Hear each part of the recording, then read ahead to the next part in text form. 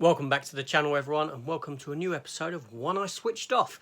Yes, this series of video that's dedicated to those films so poor that I cannot make my way through them. I've got another one for you today. Yes, Rebel Wilson, Senior Year. Let's find out why I couldn't make it through this film.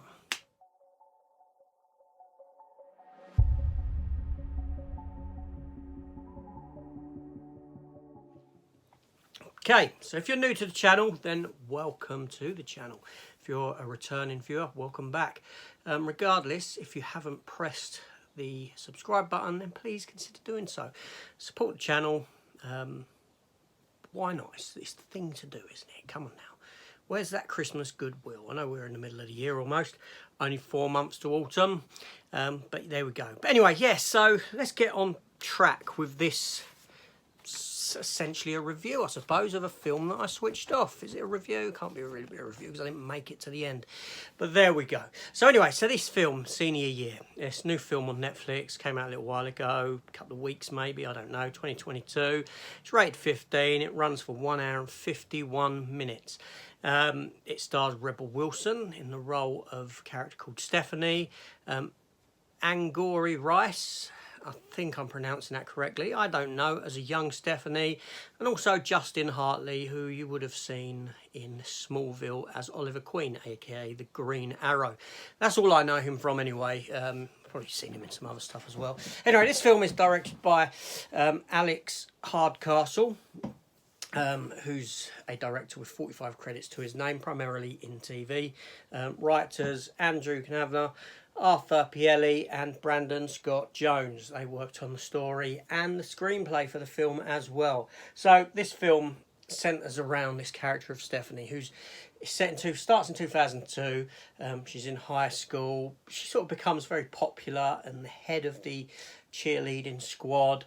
And through certain circumstances, an accident happens to her. There's a bit of rivalry between her and this other girl, chase for this boy, this sort of thing going on, and this accident occurs and she ends up in a coma for 20 years and then wakes up in the reduced body of Rebel Wilson. Yes, I say reduced body because Rebel Wilson used to be on the larger side, shall we say, to be kind, and she's gone and lost a lot of weight, and so now she's playing this grown-up cheerleader in this film here.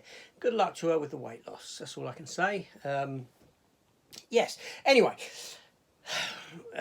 where am I? I'm thinking about that now. So yeah, so this film here, so I'd got through all the beginning part, all the 2002 part. It was going all right, and then we jump forward and Rebel Wilson wakes up. This is the point where, for me, the film just started going like this, bam. And probably about 10 minutes into that, I know she'd woken up. She got back together with her dad and her friend. She saw that her boyfriend from the past, the one that she was, had this sort of love interest between these two main girls, has now married the alternate girl, and they're living in. Her and that girl were living in Stephanie's dream home that would have been with him, and so he's got her life, and thusly there it was about that I switched this dross off. Yes, I will call it dross. That's my professional opinion. Dross. What was the problems with it? Let's examine that. Okay, like I said at the beginning, I had no issue with it. I thought, okay, watching a sort of teen comedy, probably a bit, not within my sort of bracket, shall we say, but I thought I'd give it a go. Now, I was watching it, I was thinking, this young Stephanie, this Angourie Rice, she looks really familiar.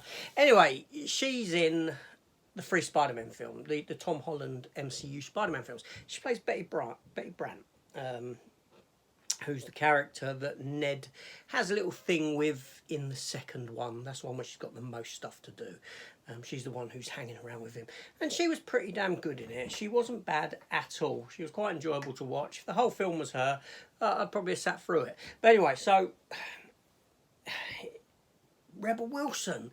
Yes, this is where the problem started and finishes with. She's embarrassing to watch. She's not a very good actress. She never has been. I don't find her shtick particularly funny. She ain't funny at all. I'm going to say that as well. So Dross with an unfunny actress comedian in it. Yeah.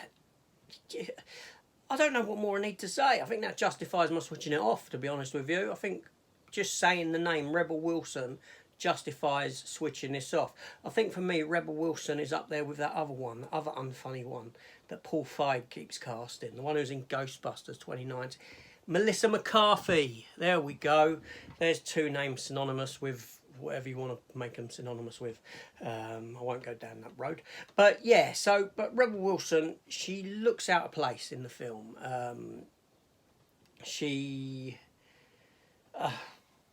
Let's just say that if this Stephanie grew up to be this Stephanie, very unfortunate for her.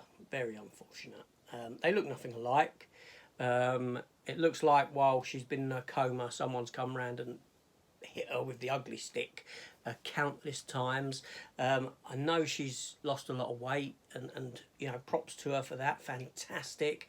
You know, I'm sure a lot of money was spent on it and a lot of surgery, but she looks like a fat woman running around in a thin woman's body. Well, no, I won't say she looks thin. She doesn't look very good. I'm going to get criticised for this big time, aren't I? I'm going to get crucified for shaming. I'm not shaming. I'm saying well done to her for it. She just doesn't look very good. I don't like her as an actress. Oh, well, she's probably a lovely person in real life. Just I find women to be not very funny, not particularly funny. I'm going to get crucified for this chat here. The film was dross. The acting on her part was dross. She was dross. That's it. End of story. That's it. I'm leaving it there. I'm going because, you know, I've been doing this and I'm digging this grave deeper and deeper and deeper. And I'm just sort of heading into it like this until I can't be seen. Subscribe. See you on the next one. Bye-bye.